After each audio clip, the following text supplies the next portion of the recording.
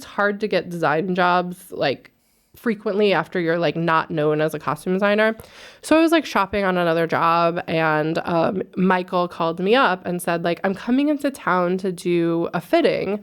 Do you think that you can pop away for like 2 hours and like help me out with this fitting? They got us a hotel room, which is like another odd thing that happens in costumes. Like they'll fly me to LA for a day, book a hotel room, and I'll do like 4 fittings in a hotel room and then get on a plane and come back to New York. Like it's really odd because the actors have in their contracts they don't want to travel to do fittings. So I have to go to them. So like I've seen Sigourney Weaver's house. I've been in, you know, Brad Pitt's apartment. Like I've been in Kevin Bacon's house. Like I have been in the weirdest places asking people to get naked constantly. Like that's all I do. Oh, I'm in your living room. We're in a hotel room? Not weird. Can you just take off all your clothes? So like I just flew across the country. Yeah, I just flew across the country.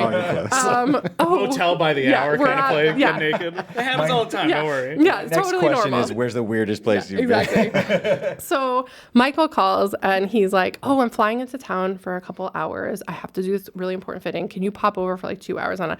Of course, because he had helped me so much, I was like, of course, I'm shopping on this other job, but like, I'll just tell them like, I have something I need to do at lunch and I'll pop over and help you. So the job ended up being like really busy that day, the other job that I was working on. And so I'm like running around, I'm shopping, and I get to the hotel. I get there and like I had never been there before. And I like, when you're a shopper, you either have like a cart or like IKEA bags that you put everything in that you buy until the PA can come and pick up stuff from you. So they couldn't pick up stuff from me. So I had like 50 shopping bags of stuff for this other job. So I'd give the concierge like $20 and I'm like, can you just throw these in the back? I have to go upstairs to the fitting. And of course they're super nice because they know like an actor is coming for this fitting. So they were like, sure. So I run up to the hotel room. I'm like 20 minutes early.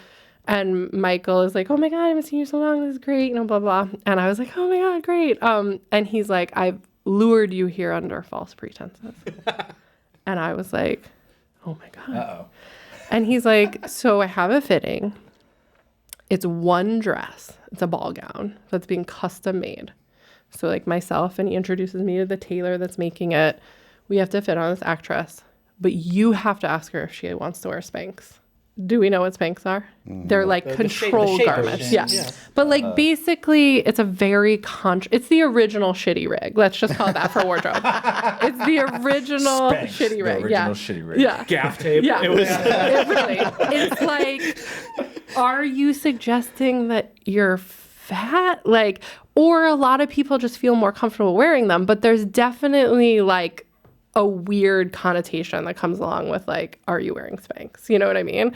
So he's like I learned As a this man, from him. he can't ask that. As a gay man, you probably can. But like, basically it's like when I tell my agent like to go talk about money, I'm the creative person. I don't want to discuss money with the line producer. I just want to discuss creative things. Spanx are not creative. So he's like, I don't want that to be my introduction to this actress. I just want to talk about the dress. So check, mental note, hire a PA to ask actors if they want to wear Spanx. Interesting. So I go in and he's like, shows me, there's like a living room and there's like a bedroom. And he's like, okay, so this is how it's going to go. She's going to come in.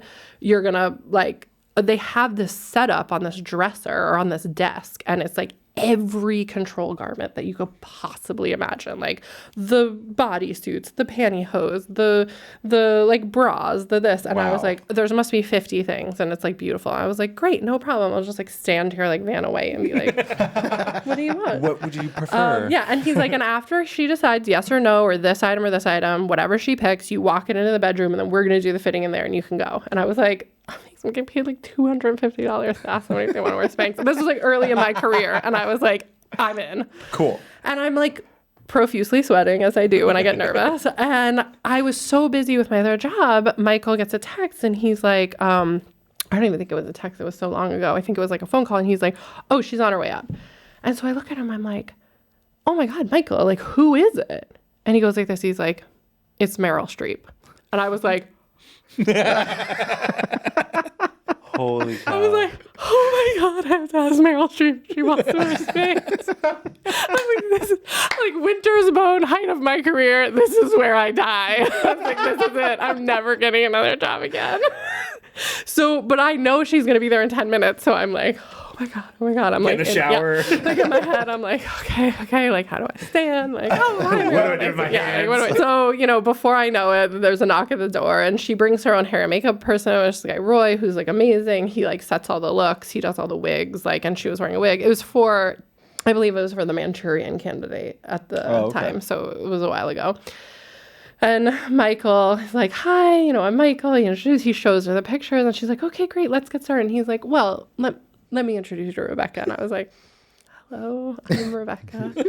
And I was like, Meryl, before we start, like, let's talk about your underwear.